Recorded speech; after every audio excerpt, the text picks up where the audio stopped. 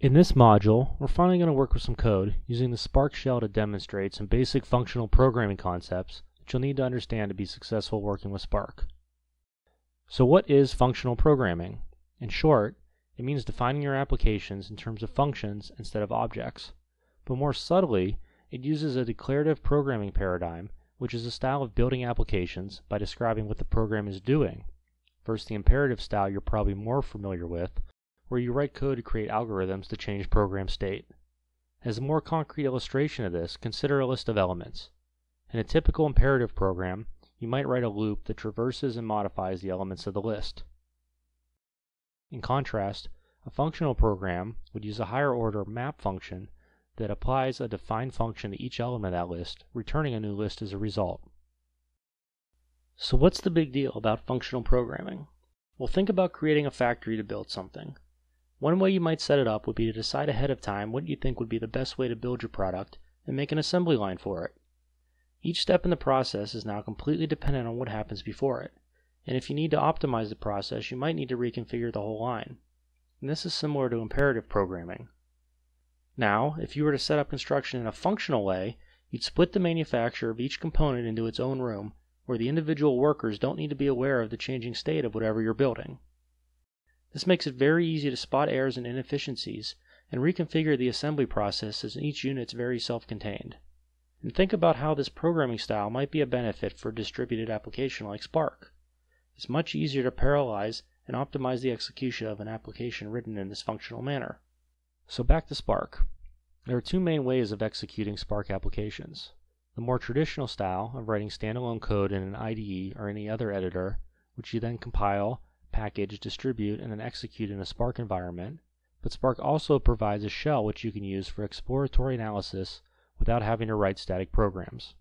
The shell is what's known as a REPL, or read eval print loop, that takes single lines of input, evaluates them, and then returns a result, similar to a Linux bash shell or those included with most dynamic programming languages like Python and Perl.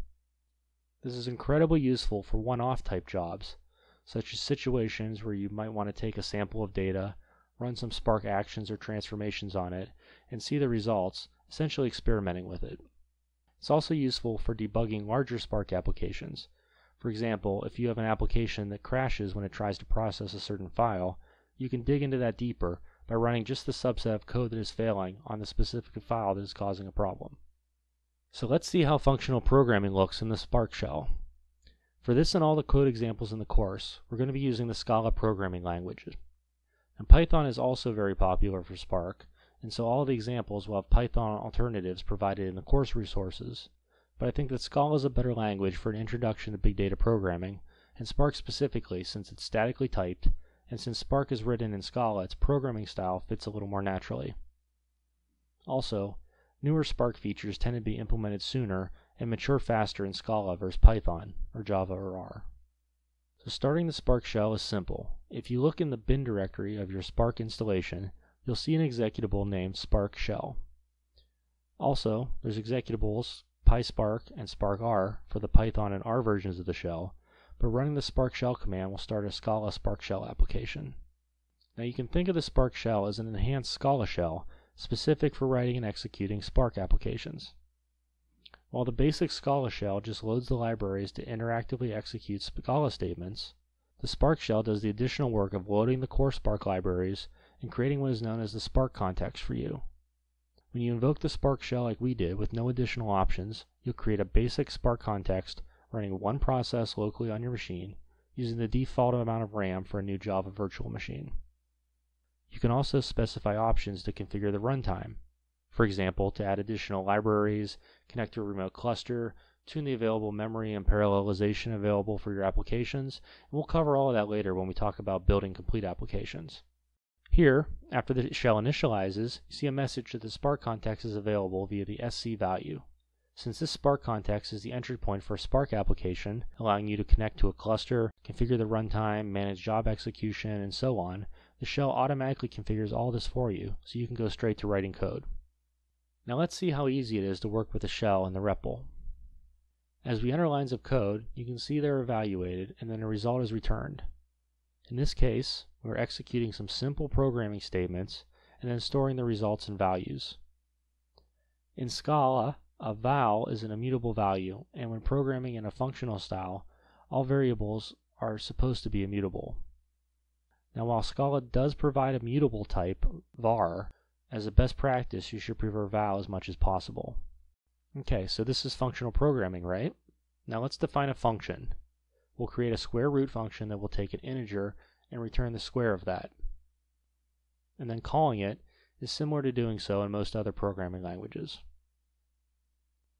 Now, one of the most powerful concepts in functional programming is the ability to pass functions as arguments to other functions. For example, when dealing with collections, for example a list, there's a functional programming construct we mentioned earlier where you might want to apply a function you define to each element of a list. The Scala map function does exactly that. So here's an example where we create a list of integers and then call the map function on the collection, passing in our transformation function, which is then executed on each element of the list. As you can see in the result, each element was doubled, but there's a couple of other important things to point out here. First, you might be wondering what the so-called fat arrow means. In Scala, that is what is known as a function literal, and it defines an anonymous function that takes the element on the left side and transforms it to another value using the expression on the right side. In this case, taking an integer argument I and then multiplying I by 2 and returning that result. This is similar to an anonymous inner function in Java or a lambda function in Python. You could easily accomplish the same thing with syntax like the following by creating a separate function definition and passing that into the map function, but the first way is much more common. Also critical to note is that the map function does not alter the original list. Now, this functional programming idiom applies to all the Spark types as well, and all function arguments are immutable by default unless explicitly coded otherwise. If we want to save the return list to use later, we can always create a new val and store it there. Another bit of so-called syntactical sugar you'll often see is in the use of an underscore in an expression. Using the previous example, we can use an underscore like so to shorten our syntax a bit. What is happening here is that since our anonymous function only takes one argument, you can eliminate declaring a throwaway variable and only have to explicitly define the actual transformation part of the function. While initially this might seem a little confusing, it's a very common pattern in Scala and does simplify a lot of code in practice. So now it's time for an exercise. Now in this video, we've just dipped our toe into both Scala and functional programming, but have covered the basics of what you'll commonly use or see when working with Spark. There are other concepts that will come up as we move through the course, like closures and other uses of the underscore character, but I'll explain those in further detail as needed.